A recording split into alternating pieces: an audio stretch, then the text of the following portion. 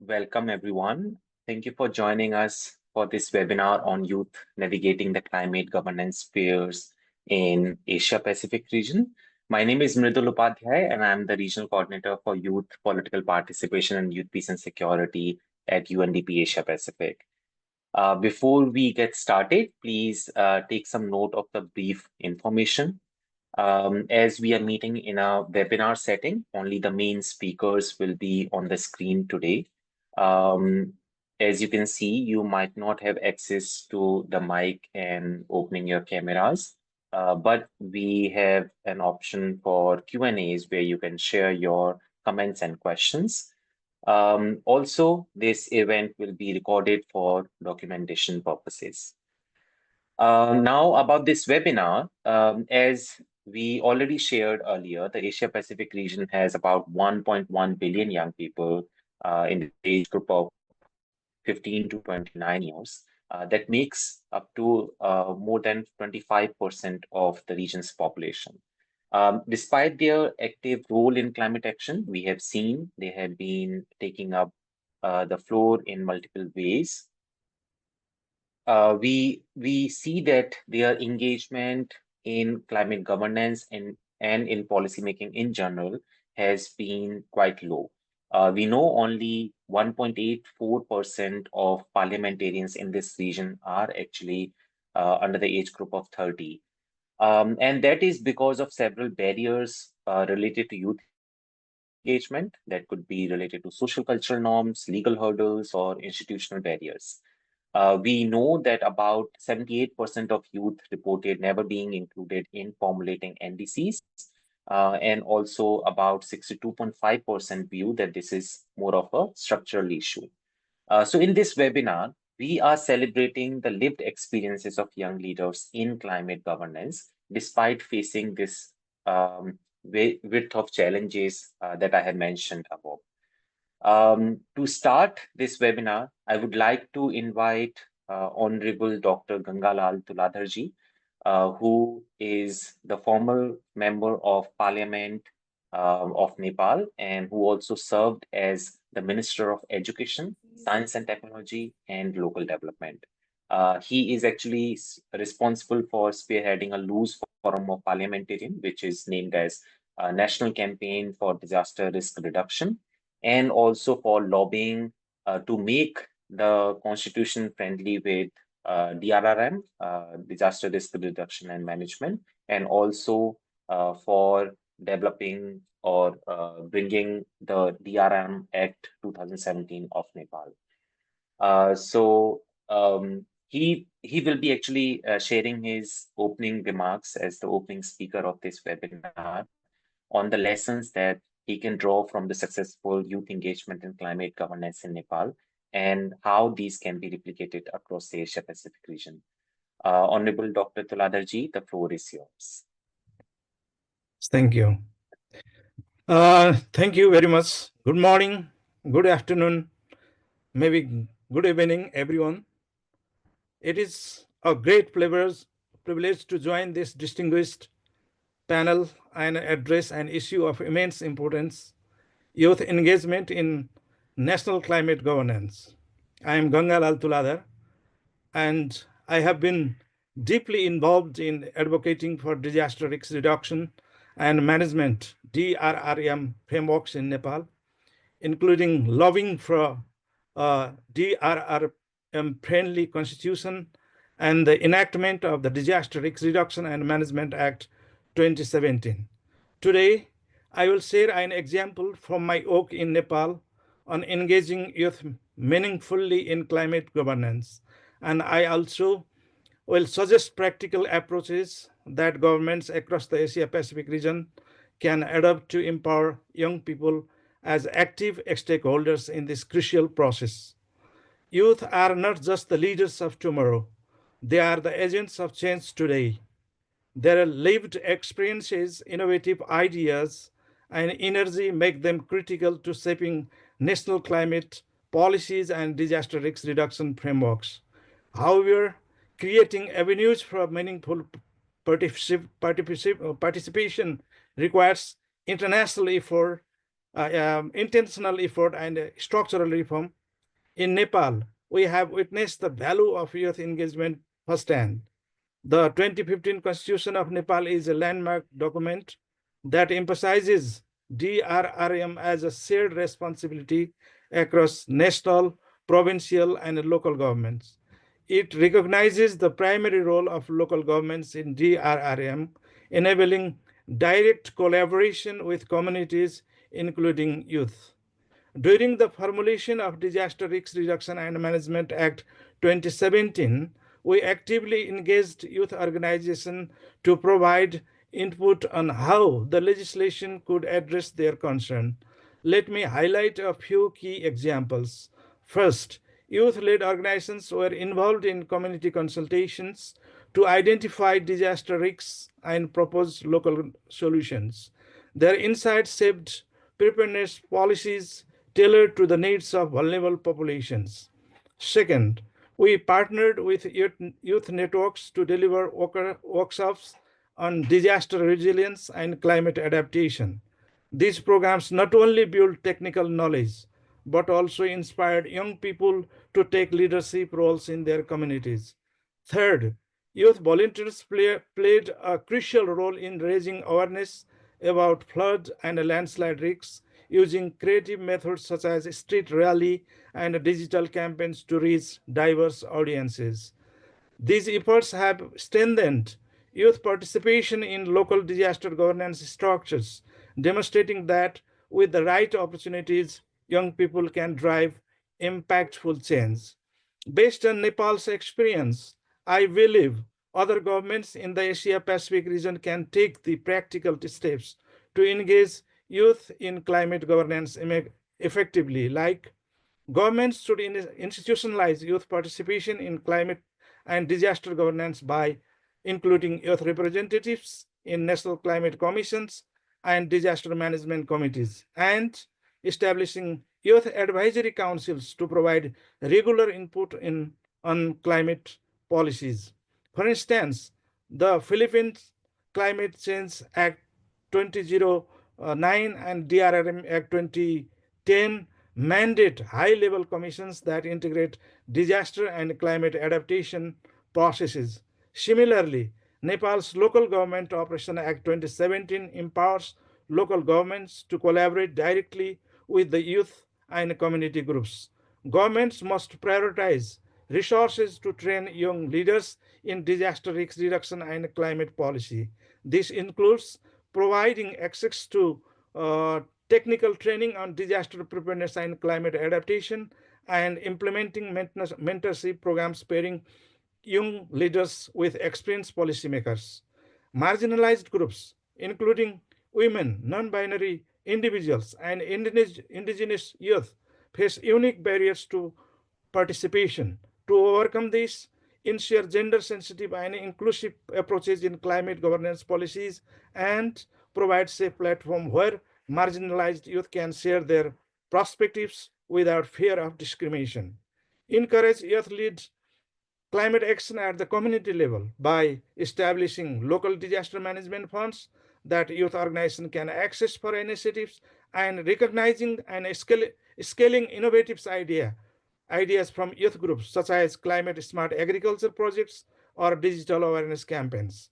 Parliamentarians and policymakers must champion youth participation as a priority by aligning policies with frameworks such as the Sendai framework for disaster risk reduction and a nationally determined contribution indices. We can ensure that youth engagement becomes a central pillar for climate governance. In Nepal, youth have demonstrated their ability to lead community-based disaster preparedness efforts and advocate for localized solutions. Their contributions should inspire us to create systems where their voices are amplified, their ideas are implemented, and their leadership is recognized. As a parliamentarian, I firmly believe that inclusive governance is the cornerstone of effective climate action. Empowering youth is not just a normal imperative, it is a practical necessity to address the urgent challenges of climate change and disaster risks. Let us work together across the Asia Pacific region to create governance frameworks that reflect the energy, creativity, diversity of our young people. Thank you, and I look forward to engaging these important discussions. Thank you. Dear Dr. Tuladarji, thank you so much for sharing with us your experience and recommendations on meaningful youth engagements in climate governance in Nepal. This is quite interesting, especially the ones that you have mentioned around youth inclusion through advisory councils or including them in national committees.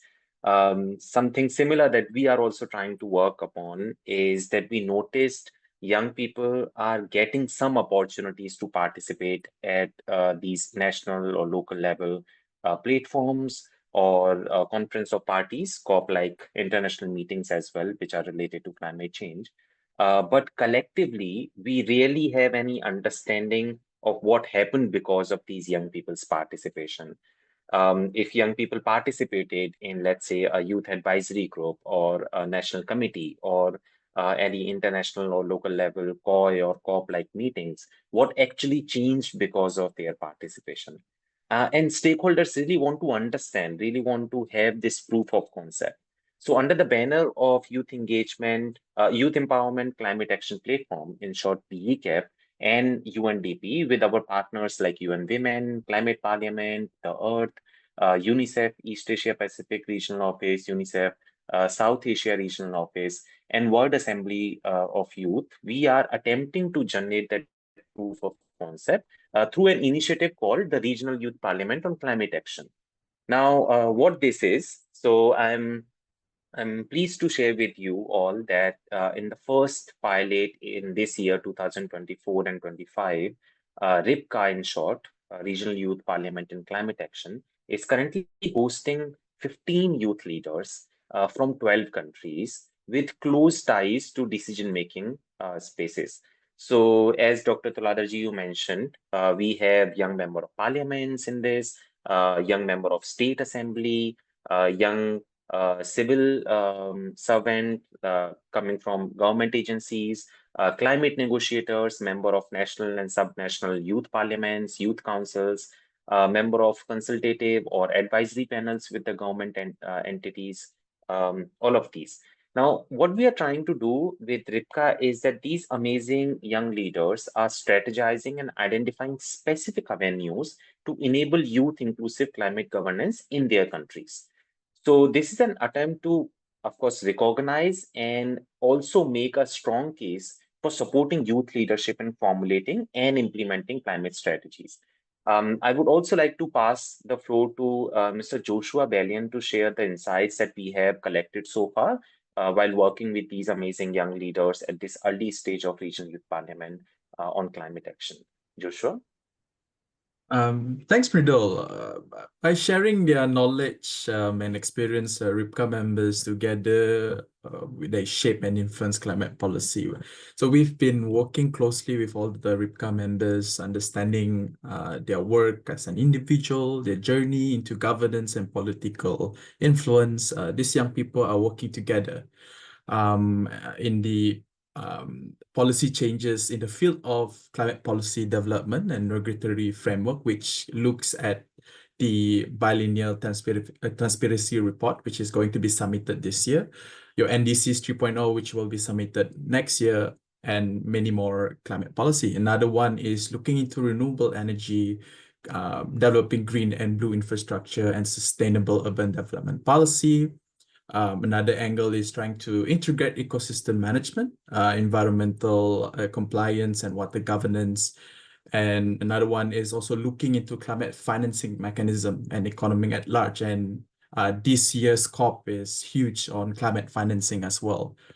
And number 5 is like what our guest speaker was talking about is disaster risk reduction and creating a climate resilience policy. And finally, at the center of it all is youth voices, youth development and meaningful engagement in climate governance. So they have been attempting these policy changes through formal legislative process via parliament or state assembly, or bureaucratic processes through government agencies and consultative processes working in partnership with the government. And something that I would like to highlight here is that there are diverse pathways to youth inclusive decision making. RIPCA has examples of young politicians which often seize opportunity through political reforms, or joining or funding new movement during critical national transition. And for example, Amira from Malaysia, who is paneling today, and Subita in Nepal are such example where an unfair political moment sparks their interest in politics. Another one is young professional entering through structured channels such as government exams or based on proven expertise, seen roles across ministry and commission in the Asia Pacific region. And finally, young advocates that leverage grassroots initiative or international platform to transition from advocacy base to governance. So hopefully the three of the RIPCA members today can share a little bit more about their work and how they transition this their work in climate policy nationally in each of their countries. So over to you, Myrtle. Thank you.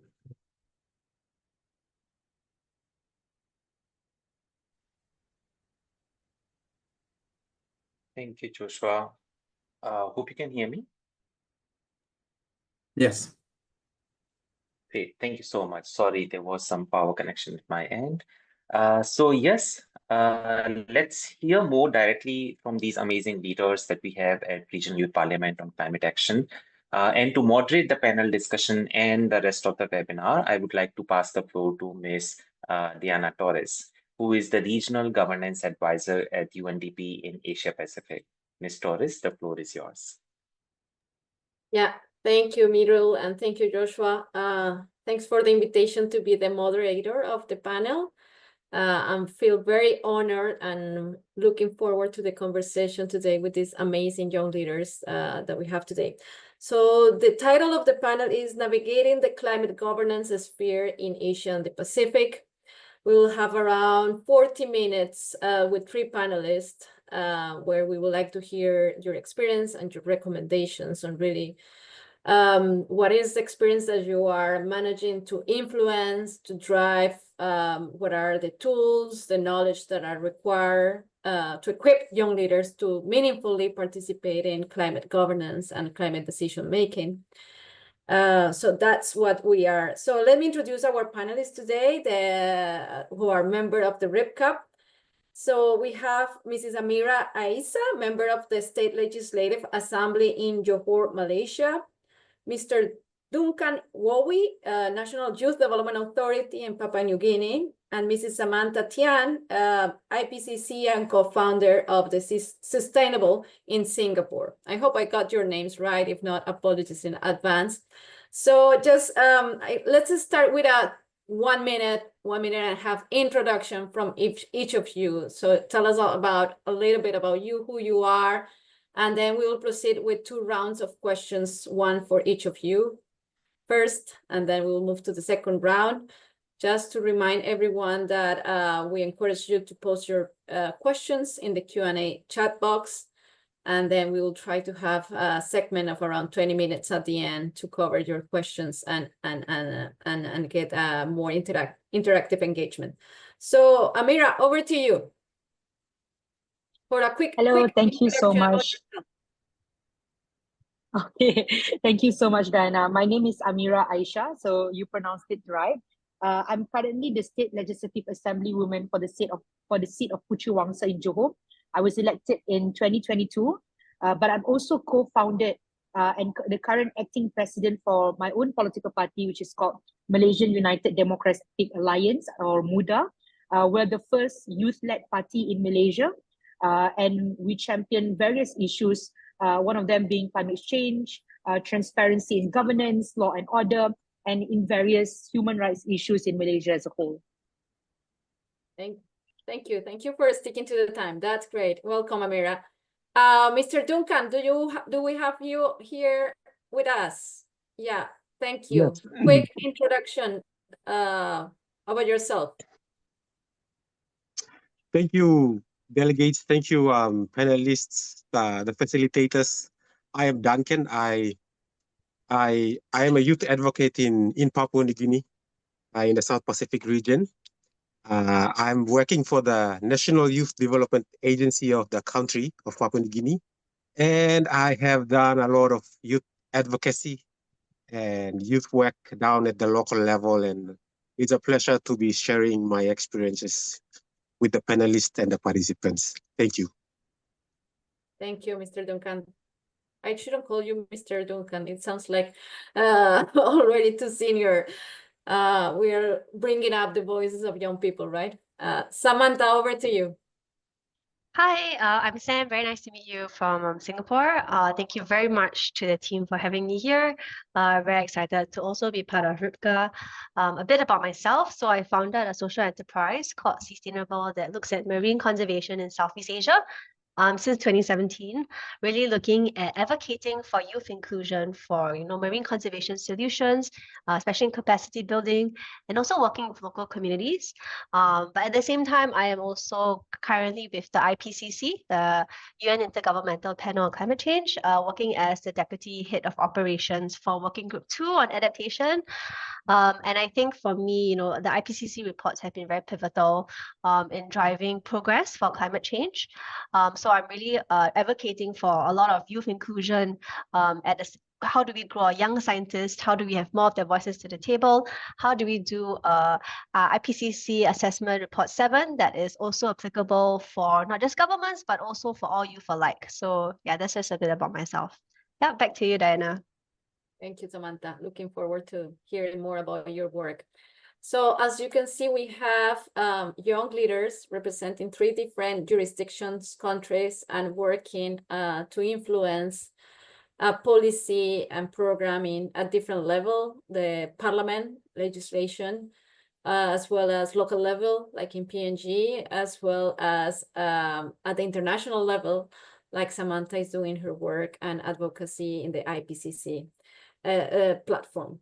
So let's start with the conversation. Amira, I will start with you. So you are a young female legislator from Malaysia. I understand in 2023, the Johor State Assembly officially announced the creation of a climate change and natural disaster executive committee. And you play a big role in lobbying to make this happen for Johor. So can you please walk us through the process of getting the executive committee created in the first place? Tell us how you as a young leader managed to move this important milestone forward. Over to you, 5 minutes, please. Thank you, Diana. So when I was first elected in 2022, there was a huge flood happened in Johor at the end of 2022 that displaced thousands of families and caused millions of ringgits of losses for Johor. And at that point of time, we realized, MUDA, my political party, we realized that there's a need for us to use a multi-partisan approach when we discuss about policies involving climate change. Now, as you know, in many countries, politics are always about 2 sides arguing with one another on whose policy is the best. But in things like climate change, for example, there is no use of us having squabbles after squabbles. What we need is a concerted effort. So at that point of time, what I did was, in the beginning, I released a statement, just a simple statement, because the flood affected my constituency very badly. Thousands of families were displaced. Released a statement to call for a multi-partisan effort from all the political parties in Johor to come together to think about a solution to solve the climate change issue in Johor. And also to have a concerted disaster management effort. After the statement was released, I realized that there was a huge call from people generally for it to happen. And so what I did was to lobby about the committee in my own role as a State Legislative Assembly woman. I met up with the leader of opposition at that point of time, which is Liu Chintong. He is currently the Deputy Minister of our Trade and Investment. But at that point of time, he was the leader of opposition in Johor. I met up with him and discussed about the importance of us promoting this committee. And he then, in turn, agreed with me. And we had a meeting with the state government and lobbied to the state government the need of forming such committee and putting aside all political differences what we did was there were two-pronged approach, right? So whenever you want to lobby something in the parliament or in the state legislative assembly, you did lobbying outside as well. Things like social media movement, you did ground campaigns. I did several press conferences and also several rallies to talk about the importance of climate action plan. And at the same time, behind the scene, soft lobbying to all the political actors, be it in government or opposition.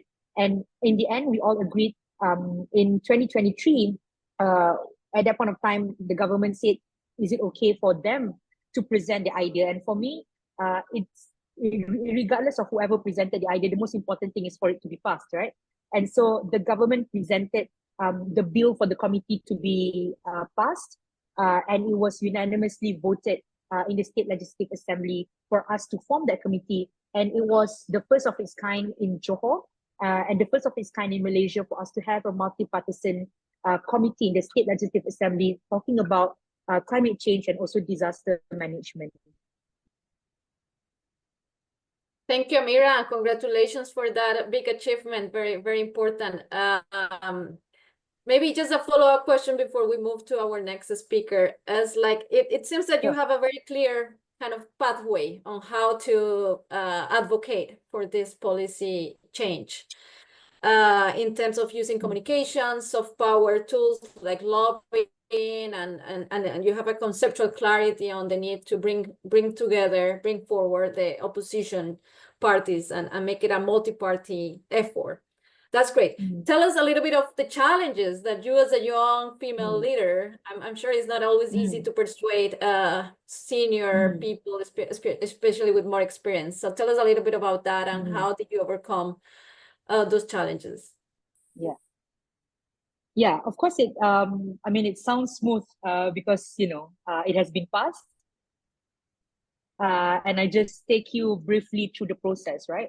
But to be honest, even from the very get-go, it was quite difficult to get political parties who have been at odds with each other for decades to agree to something. What more to agree to something that is suggested by someone who is entirely new in politics.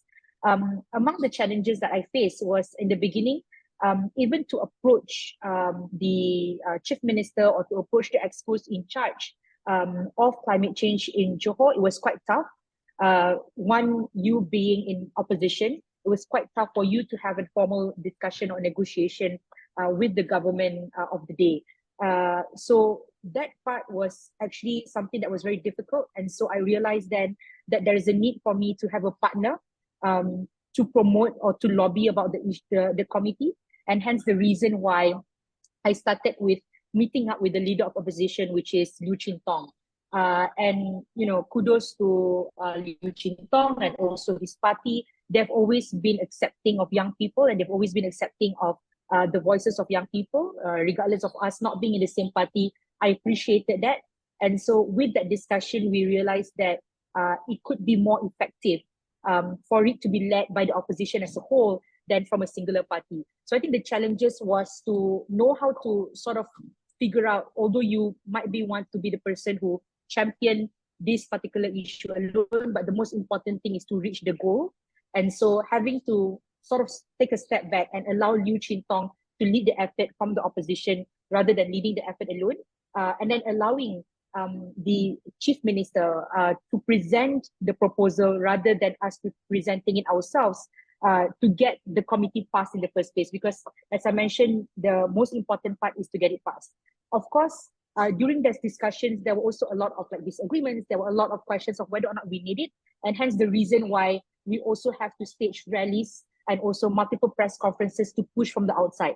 So there has to be a multi-pronged approach. You push from the inside, which is lobbying in the State Legislative Assembly, but you also need to push from the outside through social media campaigns, getting a lot of young people to tweet about it and to post about it on their social media so that the government can see, hey, this is a really important issue and we should not, put this aside, because at the end of the day, these young people make up the majority of the voters and they can't ignore these young people if we manage to galvanize and mobilize all young people towards a certain goal.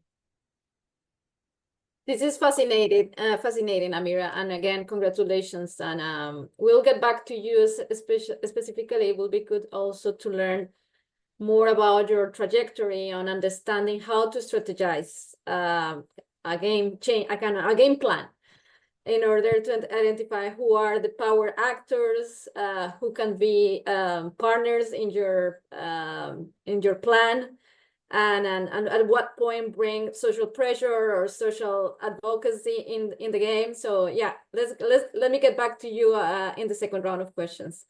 Thank you, Amira. So we'll move now with Duncan from PNG. Duncan, can we have you on the screen? Thank you. Do you hear me well? Thank you. Yes, I can. Great. Duncan, tell us a little bit about your work as an officer in PNG National Youth Development Authority. I learned that you have been leading the setup of 25 youth local district councils in PNG. Tell us a little bit about this initiative and how is this initiative increasing the meaningful participation of young people and the communication between government and young people in PNG, especially when it comes to climate action and climate-related processes. Over to you. Thank you. Thank you once again. Good afternoon, highly esteemed panelists and participants. Yes, with my involvement in youth work in the country of Papua New Guinea, the government here is currently following the UN system of youth councils. And we adopted this system back in 2015 onwards. And to date, since 2019 to date, the government has established 25 district youth development councils right around the country. We have a total of 96 districts. Currently, we are at 25. So with these platforms being established, it gives the youths within the country a mouthpiece or a platform where they can raise out their voices in terms of not just in other areas of development, but also within the line of climate action. And as far as my involvement with working for the National Youth Development Authority of Papua New Guinea, we have, through our youth development councils, we have also improved the capacity of youths within the community in terms of planning and actually implementing the national strategies that we already have in place, such as the NDCs and the NAPs. So there is on the backdrop of what the government system here is doing for the youth. All right, with understanding of youth voice and the low level of participation in the government system, and that we have also realized that whilst doing the government work. Therefore, we have also included as one of the pillars of the National Youth Policy, which was released in 2020. It's a 10-year policy from 2020 to 2030 on youth. And within that, the country has made a pillar based on youth representation or having institutions that actually amplify the youth recognition within the government system. So this is a national system that we adopted through the UN framework. And on this national system now we have many different areas of youth interests right around the country. And in that way, we are able to create a database of different youths with different interests. And also we are aware of implementing the SDGs also, which are also incorporated into the youth plans and in what we do. So far, with the work of my involvement with the National Youth Development Authority, we have used this platform as a way to create inclusive youth involvement in national issues and also international issues, such as climate. And through this also, we are able, through the youth councils also, we are able to use this platform as a catalyst to actually conduct or collect voices from the youths and document it in order for it to be passed to the higher level. So we are doing that work also down at the local level to garner the voices of the youth. And within this area of work also, we are addressing climate change through youth engagement in the youth plans. So the youth development plans also comes after the establishment of the district youth councils, which gives way to the development of or establishment of the youth plans, which run for approximately 3 to 5 years. And in those plans, we have programs that are directly pushing for implementation of larger strategies that we have within the nation and also outside of the nation. And within this platform also, we are able to call for youth consultations and to gain reviews, to gain their understanding, to conduct surveys, other researches, and to streamline their voice to the right agencies within the government. And that is also part of our call for action, is to actually encourage the collaboration of the government with the youths also, using these youth councils that we have, and to also voice our concern at such levels such as the RYPCA, and to propose for development at the regional level or in the youth climate network also. So thank you. That is from us in Papua New Guinea. Thank you, Duncan. If I may ask a follow-up question here. You said that this initiative started back in 2019. So there has been some kind of gradual progress, incremental progress over the years until today.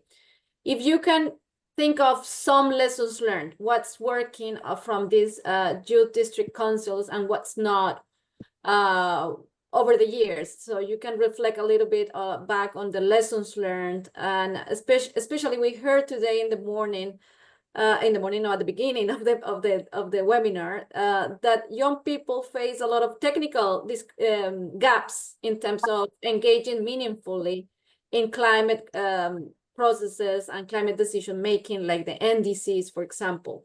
So how do you see this reflected in PNG when it comes to engaging really meaningfully young people and giving them the capabilities and technical knowledge that they need to participate in a more meaningful way? Thank you very much. I would give a background of the demography of the nation's population. Currently, we have around 10 million population. We have just finished the national youth census, and also in regards to literacy and illiteracy data, almost over half of our population is still, I would say, lowly illiterate, and that is also one of the factors that the young people are facing in terms of actually having capacities that can allow them to participate meaningfully at such platforms. But also we have realized that, and also we have incorporated into our work when we are establishing youth development councils, we also have programs that are targeted towards developing the youth capacities or their capabilities in leadership skills and other relevant skills that may allow them to fruitfully be engaged and to contribute meaningfully at a national level also. And most of them, we have taken them through leadership courses, leadership programs. We have also, with the support of the UN, we have just on Friday, which is the 23rd, we have rolled out we call it the National Youth Mock Parliament. So we gathered more than 50 youth participants from around the country. We brought them over to the Parliament House, and they had a week of training, and then they had a mock youth parliament also, which also saw a lot of ideas and proposals in the area of climate also came up. So that is one of the challenges, I would say, that our country is facing, is getting more youths to be educated. Also, some of them are already educated, but we just need to educate them more in terms of such systems that we have on what is NAP or what is NDCs and other strategies that we are working with, and also with the outside world. And that is something that the country is also, the government is also vocal and is pushing for at the moment. Thank you. Thank you, Duncan. This is good to know, and thanks. I realize that these challenges exist, and it correlates very well with what Midrul was reflecting early on about the need for more technical capabilities and knowledge for a meaningful participation. So now let's turn to Samantha. Hi, Samantha. I cannot see you somehow in the camera. Is it my connection? Yeah, now I get to see you. Yeah, so let's go with your experience. So I heard that at COP29, you were appointed as the co-lead delegate for Singapore's Young Climate Leaders Program, which was first implemented at the COP29. So we would like to learn how the training that was provided there and the lived experience of this program helped you to navigate climate governance structures, climate governance decision-making, both nationally in the conversations within your country, but also in your role participating in the COP and the ICCP platform. Yeah, thanks, Anna. So I think just as a quick caveat as well, I'm kind of speaking on behalf of as a just a person, I guess. Sorry, let me just plug on behalf of just like a regular society member who is really kind of supporting this process. So not speaking on the capacity of my current job at the IPCC, but I think as just just a youth in Singapore. So last year, Singapore brought its first youth delegation formally to COP28 at Dubai. And I think this also ties in a lot of what of the previous discussions we had on capacity building. So these youths actually had a chance to go through a 1-week training program in Singapore to really help them understand, what is Singapore's work against climate change, what are some of the challenges that we face. And then after that, 20 of them will be selected to go to COP. So I was the first coordinator that was brought in, so to help shape and support the youth in planning how they would go to COP, and they would also contribute meaningfully by being part of the Singapore Pavilion. I think for me, the training was really helpful because, I think a lot of discussion on capacity building, right? There's just so much to navigate in the climate space. Are you focusing on mitigation, adaptation? What are all the different tracks in COP, like NCQG this year? Are you looking at the Global Goal of Adaptation, GGA, Just Work program? There's so much. So having that was really helpful for our youth to figure out like what are the tracks to follow, and what are their interests. In terms of my role, so it was really interesting because I worked with 3 government agencies. So I worked with the National Climate Change Secretariat, I also worked with the National Youth Council, and I worked with the Ministry of Sustainability and Environment. And it's very nice because it's a 3-way kind of interagency team. So each agency has also different priorities in why they bring the youth. So the youth also get to see kind of how does this work from that landscape. And I guess attending COP and just coming back from COP 1 week ago, I think it's really interesting because you don't really have a space where you see all people all over the world interested in climate. Of course, it's really a marathon, so we usually start days at, like, for me, 6 a.m. and we are usually going into the night tracking negotiations or even planning programs at the Singapore Pavilion.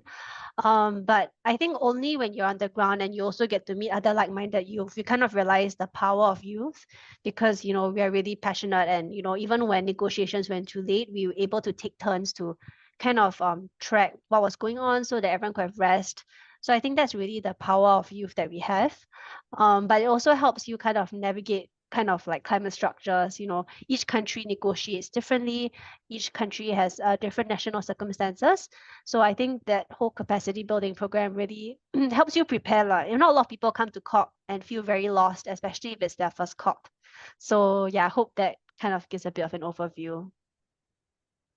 Thank you, Samantha. Just out of curiosity, and then do you have an environment or climate background, academic background that will help you, better understand as a young person the science, the data, the terminology that is used in these discussions that become very technical and that help you to be part of the conversations? Is that really important? How do you see this technical discussion and technical requirements that are needed to be part of it and meaningfully participate? Yeah. No, thanks for the question. I love that. Actually, I share that. I feel like climate and sustainability as like a career only got really popular maybe like after COVID. I actually studied just like general business degree, and I had absolutely no background. And to this day, I also still don't have any background.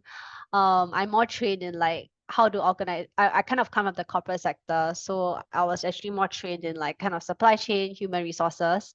So I always like think that it's a great way to tell people that you don't need like a degree to be involved in climate change. You know, it's just kind of navigating the structures. And of course, you have to put in the work to really understand what's going on. So I think there are a lot of like, also a lot of free UNDP, UN courses on like, you know, what's climate change, just to give an overall structure of the UNFCCC processes. I think it's really interesting for me as well, going to IPCC. It's really interesting because I'm not a scientist by background, but like there are so many kind of scientist structures, the way they do things, which I never knew, but I'm also always learning on the ground. I always say that the advantage of youth is that we can always feign ignorance, you know, like we are kind of like, we can always just say we don't really know what's happening, which is also true. So I always just, you know, don't be afraid to kind of ask questions, especially I don't understand. And I don't think that any question is really stupid, because some people feel a bit embarrassed to ask because it might show that they don't have experience. But I'm just very honest in saying like, I don't have this background. I just want to learn. And I think that really helped me in picking up as fast as possible, like the different terminologies, what's going on. And of course, you know, being in close contact with our government negotiators who kind of share our positions also does help a lot. So I guess it's accumulation of all things, but I think it's really important to not be disheartened if you don't have like a climate background or like technical training, because I think that with the internet you can learn everything. So yeah. Yeah, no, that's an excellent point, and that's where it's important when if we really want to make this a democratic conversation around climate decision making and climate governance, that we need to demystify that it's a technical conversation, and then yeah, while science is important and technical knowledge is important, it doesn't mean that only those experts can be engaged and participating in it, and that's what is important, that we make it as a democratic process where different people from different backgrounds can participate and join. Of course, we'll need to catch up a little bit with the governance structure, what are the processes, and yeah, keeping abreast of the science, because this is what it is about, is also a discussion on policy making based on evidence-based data telling us the impact of climate change in our lives and in the future. So Amira, let's get back to you. I know we still have time, and hopefully we get some questions. So please, guys, post your questions in the Q&A. Don't be shy. We have great leaders here, so take the opportunity to ask them anything that you want. So, given the underrepresentation of youth in parliaments across Asia, how do you think we can advocate, or what do we need to do to advocate and have more youth representation in decision makings, especially related to climate policy? Based on what you're seeing, what can we do to have more Amiras in Asia? Thank you, Diana. Yeah, I think it's definitely disheartening because our region has, one of the biggest youth number of youth in terms of population, but I think only less than 2% of parliamentarians in Asia are under 30 years old. I think several countries have already done a big effort in involving young people in all policy discussion, but specifically climate policy. I think Duncan has shared about what has been done in PNG. In UK and Malaysia as well, we have a national youth parliament to ensure that young people's voices are included when we talk about policies, when we talk about specific policies that impact young people. And countries like Singapore, for example, has their own national youth council that also involve young people when we're talking about policy. But I think there's also a huge need for young people themselves to also start organizing themselves for you to be heard, for you to be. I've said this before, and I say this all the time. It is not enough for young people to only be heard, right? A lot of people say, oh, we want to hear the voices of young people, but young people should be there at the decision-making table, especially when we talk about climate policy, because at the end of the day, young people are the worst affected when we talk about climate change. Climate anxiety is really high among young people. Research has shown that our generation and the generations after us will be the first generation in modern history that would have a lower quality of life in comparison to our parents. And that is largely contributed by climate change.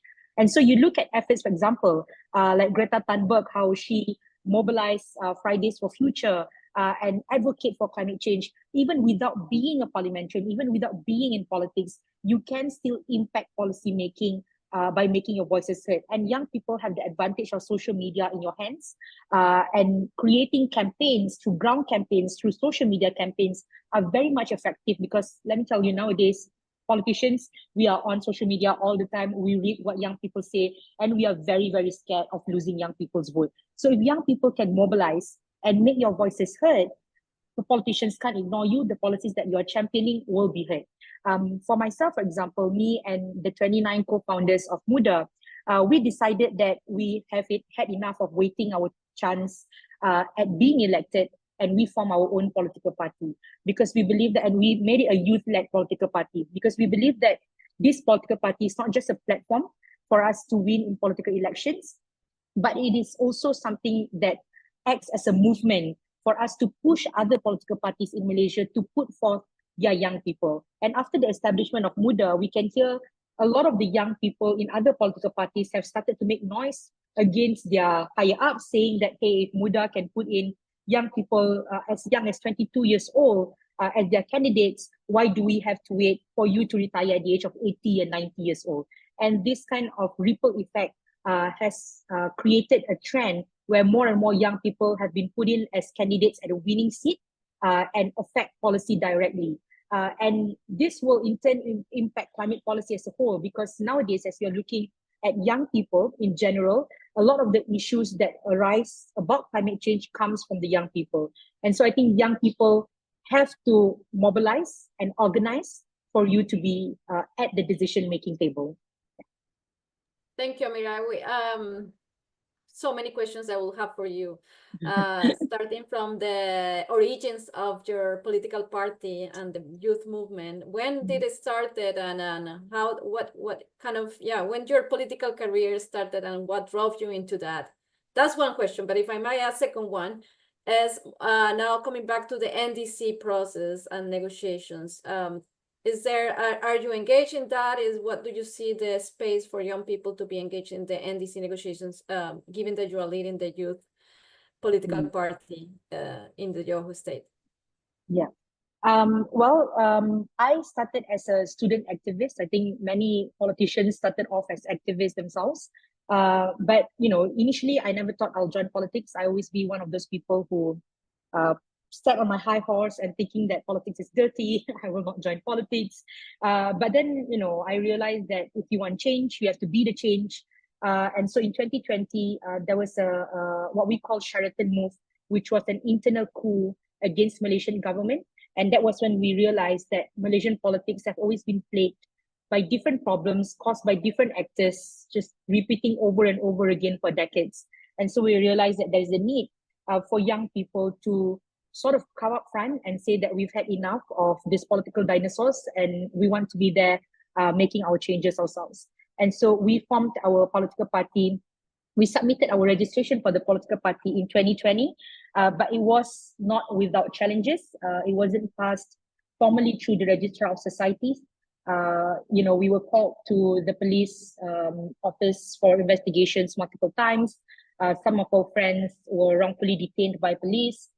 There was a lot of challenges, but we persevered and we decided that if you won't register us through the formal means, we'll take it to court. And we did take it to court, and we were finally registered in the court in 2021. So the trajectory was actually quite fast. We were expecting maybe we'll be registered in the next 10 years, but we managed to push for a 1 year period of registration. I think if I talk about the background why I joined politics will be too long. So just jumping into the second question, I think largely the most important part is, of course, if young people can be the change makers themselves. But even if young people can't be the change makers, things like referendum, for example, involving young people in decision making. I like to take the example of the People's Assembly in Estonia, which was actually a digital people assembly, where the people And generally, young people were the ones who used this digital platform because young people are the most digital savvy anyway. They used that People's Assembly to submit their policy proposals. They used that assembly to vote for policies in their country, and that was taken into account in their formal assembly. I think that is a very good way to engage with young people. I also give credit to our previous Minister of Youth and Sports, Khari Jamaluddin. I think this is something that we're also proposing in Johor, which was before the parliament begins. He had what he calls the National Transformation tour, where he went throughout all over Malaysia and organized assemblies after assemblies with young people to listen to what the young people want him to champion in parliament. And that is something that we can definitely do. Involve young people, engage with young people, and bring their suggestions to parliament, and not just, treat them as a token to say, look, I've met up with 10,000 young people, and yet you didn't hear any of them. And so transparency of what happens in parliament, of what happens in state legislative assembly is severely needed, because if the young people hear and know that you've met up with us, but none of our suggestion was being brought forward, young people should be brave to call them out, online. And let me tell you, online is the most effective way. I can tell you for sure, as a young politician, I'm severely affected by what people say about me online. And so that happens to all politicians. And so call them out if they don't bring your voices, and hold them accountable for it. Thank you, Amira. That was great. As you can see in the chat box and the Q&A chat, there are a lot of questions for you. So if you also want to address some of them, because I can't, it's only for you to tell us about your lived experience. There is an interesting question here also. I'm going to take two of them. For Duncan, maybe. Duncan, let's go back to you.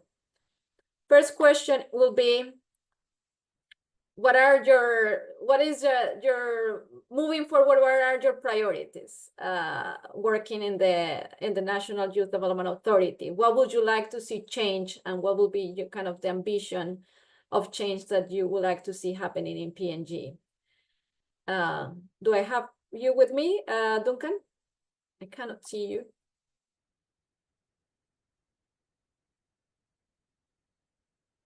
Duncan?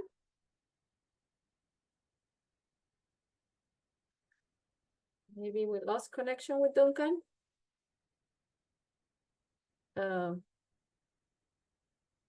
Maybe let's go back to Samantha in the meantime. I hope we can get Duncan back on.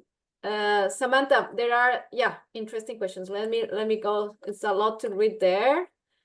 But this is an interesting question. How do we democratize climate action among young people? It says especially farther out from the center. How do we make the space, this kind of climate action agenda, more democratic for everyone, for young people coming from different walks of society, classes, especially given the demographic and diversity that we have in a region like Asia Pacific? Let's start with that question. And then, of course, in terms, I like also that question, and are keen to know your priorities moving forward, kind of your goals for future plans on engaging in advocacy and policy processes in the climate space. I hope that's clear. Over. Yeah, I think that's a really interesting question. I think it's really hard, and I think what Amira said, right, is not just youth voices, but also putting them in the decision-making process. I think that's really important. I guess for me, speaking in my personal view, it's just that when we are always thinking of in our role and capacity of creating policies or making decisions, it's really important to not think that we know everything, or be open to new perspectives. So when I think about democratizing it, I always feel it's really challenging, because how do you create everyone's, give an opportunity for everyone to share? And I think, what Amira said, the mention of social media, the mention of digitalization age, I think it's a really great way.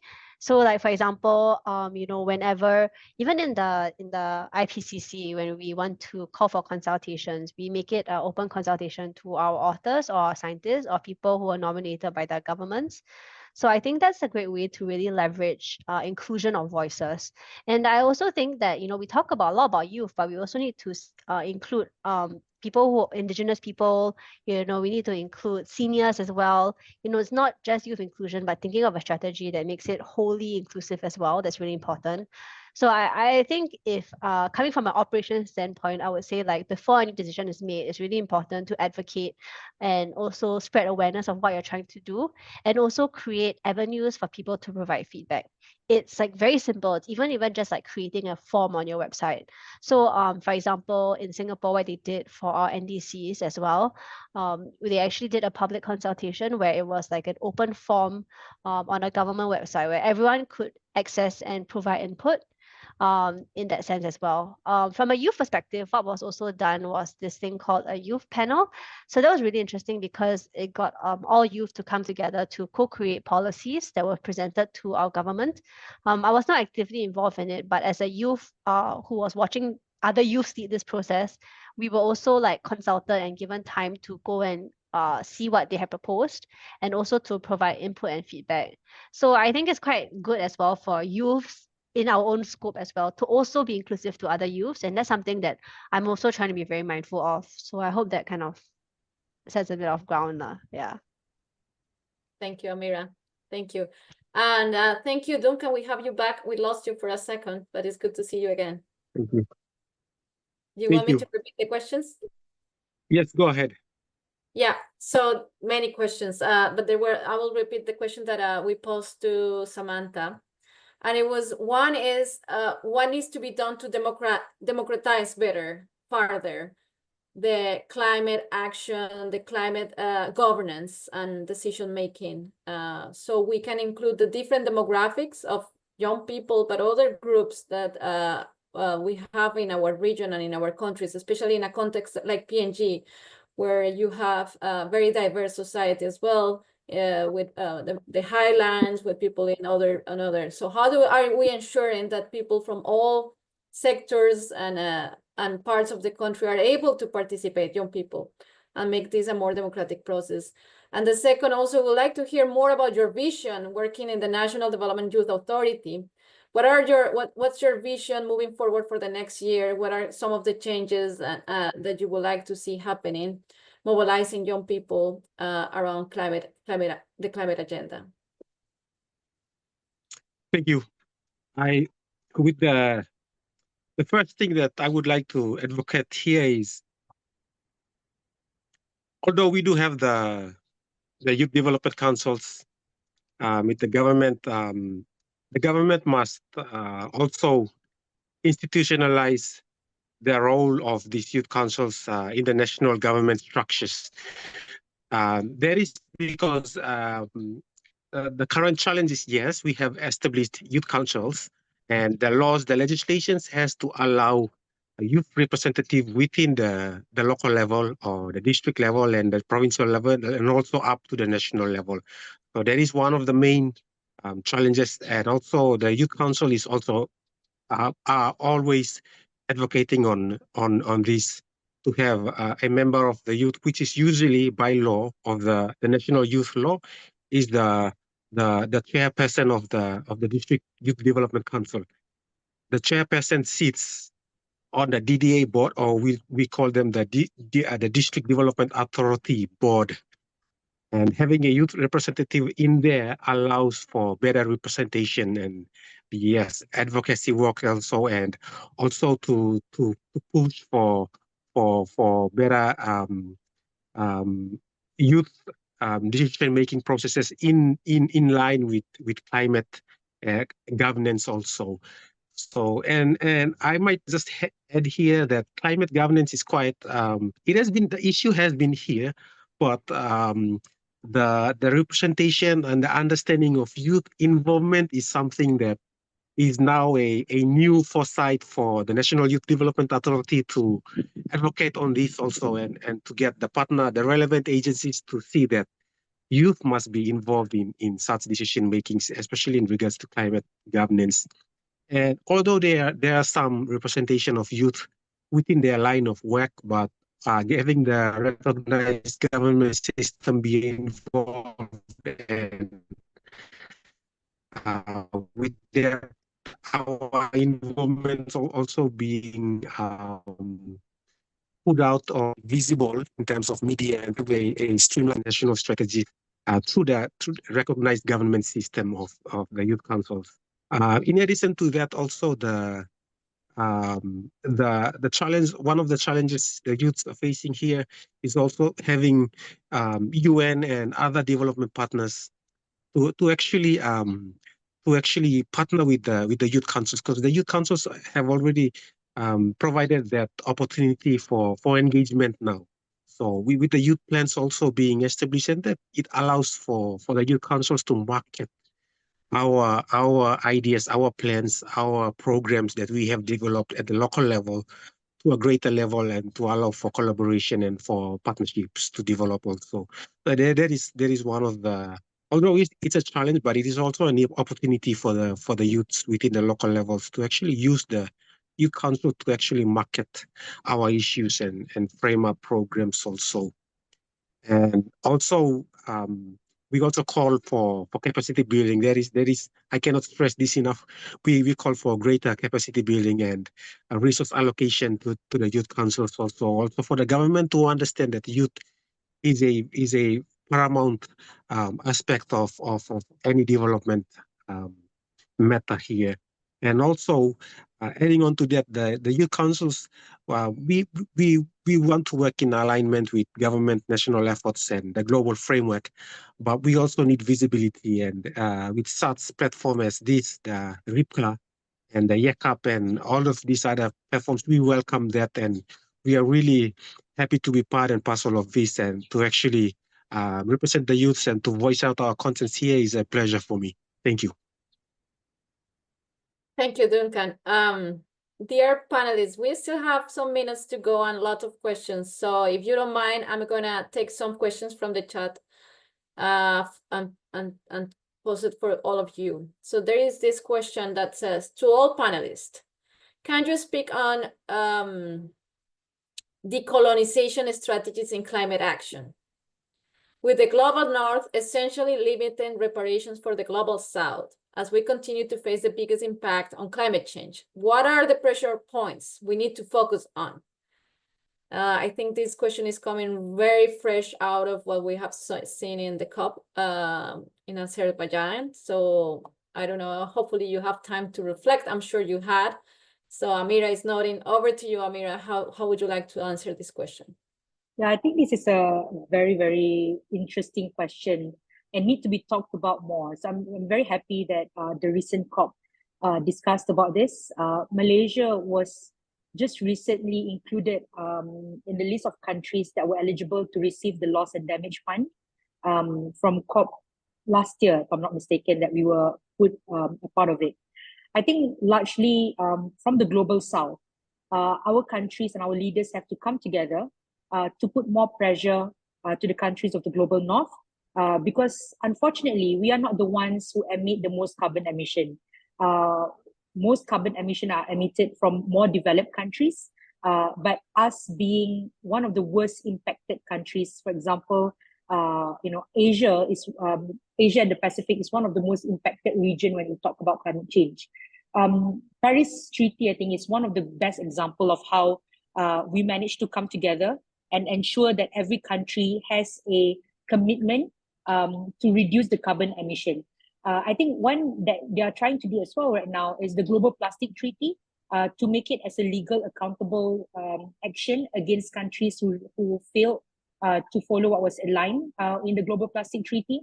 I think more and more legal accountability has to be held against more developing countries when they do not follow the guidelines and also the agreements that they have signed with, for example, like Paris Treaty, for example. So when we have signed something in the international platform, although I understand the issue with sovereignty and the issue with non-interference, for example, but when we talk about global issues such as climate change, which is something that will impact all of us, there's a need for the international court to be involved and hold countries that did not fulfill their end of the bargain to be accountable largely. And what we can do is to channel For example, if you, if you pose a fine to larger countries that cause biggest carbon emission, for example, and those fines can then be channeled to smaller countries that were eligible to receive the loss and damage fund from the COP. Those are among the things that we can do. But at the same time, there's also a huge need for the Global South to come together and discuss the needs for our own countries and how we can work together with one another with exchange of expertise, exchange of technologies, and also exchange of best practices on how we counter against climate change, especially for the Asia and the Pacific, because we are essentially part of the Regional Youth Parliament of Climate Action for Asia and the Pacific. We have to work together because there's no use, for example, if Singapore achieve their carbon zero by 2030, but then the rest of us are still doing carbon emission largely, it will still impact Singapore anyway, because at the end of the day, we share the same airspace, right? And so there's a need for us to come together and share best practices when we talk about that. Thank you. Great points. I like your point about the importance of holding accountable countries in the North about their commitments that they are making it at the international level. And interesting to see and strategize how young people and initiatives that RIPCA can play a role in strengthening these accountability systems and mechanisms. Advocacy efforts and accountability efforts. Samantha, any reflections on that question? To be honest, I think one thing I'm trying to also be more accountable as well is that I don't think I know enough about decolonization to make a statement.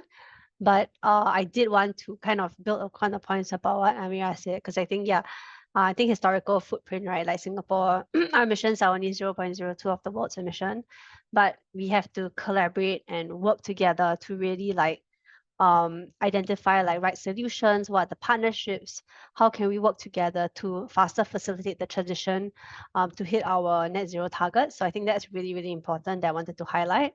But yeah, so I don't think I don't have the sufficient expertise to speak on the question as well. So maybe I'll hand that back to you. Thank you, Samantha.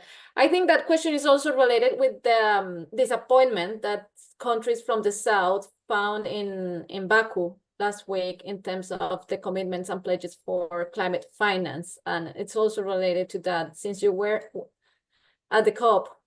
What was any reflections on that? Yeah, I think, it's interesting because I think one time a negotiator said to me, if only one party is happy in negotiations, that's not the job well done. But at the end of the day, if everyone is unhappy, maybe that's a better outcome because we've kind of found to a consensus, but we still agreed. I still don't know how I feel about that, but I think on the ground, yes, there was a lot of tensions. You could see that the Global South countries and AOSIS, the Alliance of Small Island States, were also not happy with the agreed sum. So I think there was a lot of confusion. There was a lot of standstill moments where the plenary was delayed for almost 12 hours. People only started the closing plenary maybe at 8 p.m. in Baku time. So I think that's just shows the frustration as well on the ground, as well as how we need to really have stronger climate financing.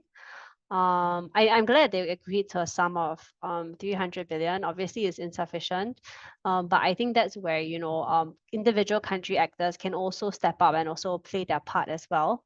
Very honestly, I think it was a very frustrating time for a lot of people, and I think it also shows negotiations are very tedious and tiring process. It's not like you say you end on Friday and then everyone gets to go home. A lot of people extended their flights. A lot of people plan to stay later because they did expect this kind of delay. But I think ultimately I'm glad that there was a certain form of consensus, and it's something that is legally binding across 195 countries, which so I think frustrating. Not everyone's happy, but at least we came to an agreement, I guess. That shows strong commitment. Thank you, Samantha. Duncan, I don't know if you got that question and you want to come in there. Yes, thank you. Please, I would require an assistant here to reiterate the question. Thank you. Yeah, there is a question in the chat. I will read it again. So it says, can you speak on decolonization strategies in climate action? It is not fully clear, but with the global north essentially limiting reparations for the global south as we continue to face biggest impact on climate change. What are the pressure points that we need to focus on? How we can put more pressure on the global north on issues like loss and damage and reparations to the global south when it comes to climate finance and climate action?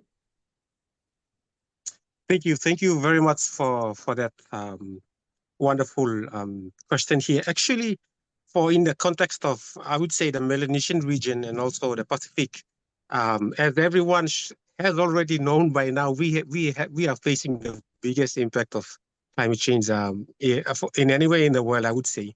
And also one significant thing to raise here is that in the New Guinea island, we host the third largest rainforest ecosystem in the world also. And with development coming ahead with resource extraction and also logging and other forms of resource development, we do see the need to actually channel or to actually lobby and to call on the global north to divert the attention towards the south here, and especially our region. And that is also one of the main factors that we are challenged with is to actually gain climate finance and actually to help us combat a lot of the already evident climate impacts that we have in the region also, not just in PNG, but also in other neighboring countries here in the Melanesian region and also the further South Pacific here. Thank you. Thank you, Duncan. Colleagues, I think it has been a fascinating conversation, and if we can give a virtual round of applause to our speakers and young leaders that are participating in the RIPCA and have shared their experience and knowledge today. Really, it has been a little bit more than an hour of conversation, and I learned a lot from you. So really kudos and thank you on behalf of UNDP and especially under the governance team at the regional level. We are very excited with initiating this RIPCAP platform, bringing young leaders from the region to really understand how we can strengthen and enhance political participation of young leaders and young advocates in the climate agenda and make it more meaningful and impactful. This is a region that has a lot to say when it comes to climate action, and as we have heard today in the discussion. So really understanding and designing political spaces and platforms where we can strategize together and come as a network for advocating and strategizing pathways of change is very important to us. I see here my colleague Ben, and I would like to pass it on to him for a few words before we close the webinar. I'm sure you know Ben, and he is in the best position here to close this webinar, which I have learned a lot from each of you. Thank you so much. Over to you, Ben. Thanks, Diana. I hope I'm audible.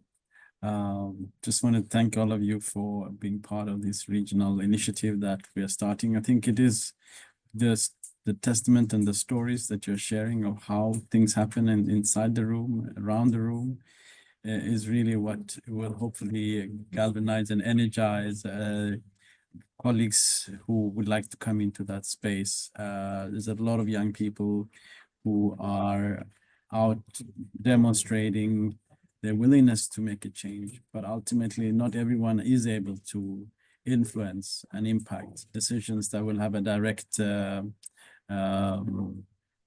real impact on decision making. So from our side, I think just keep it short. I think you guys are both lived experiences that we want to hear from, learn from you, so that we can get more young people in those spaces, but also in terms of how we can support you once you are in, because the job is not done by getting in.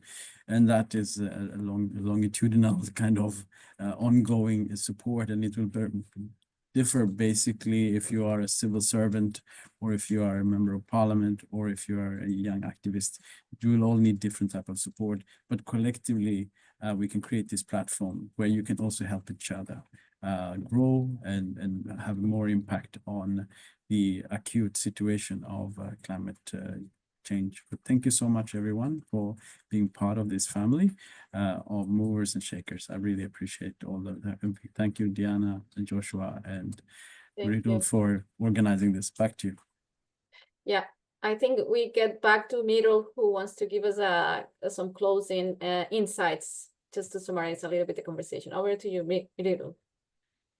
Thank you so much, Diana, and thank you so much, colleagues, Amira, Duncan, and Sam, and Dr. Tulada for these wonderful discussions. Definitely, it has always been a pleasure to listen to you, your insights, the work that you are doing, and we are so much proud of you and other RIPCA members that we have, Regional Youth Parliament for Climate Action for Asia Pacific.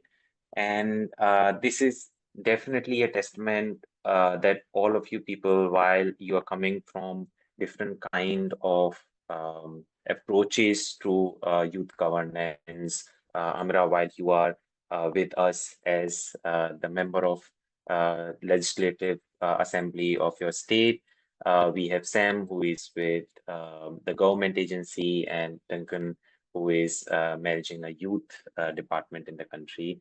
I guess these portfolios very well represents how young people's work in climate governance has been very specific and very diverse as well. I can see there are questions related to how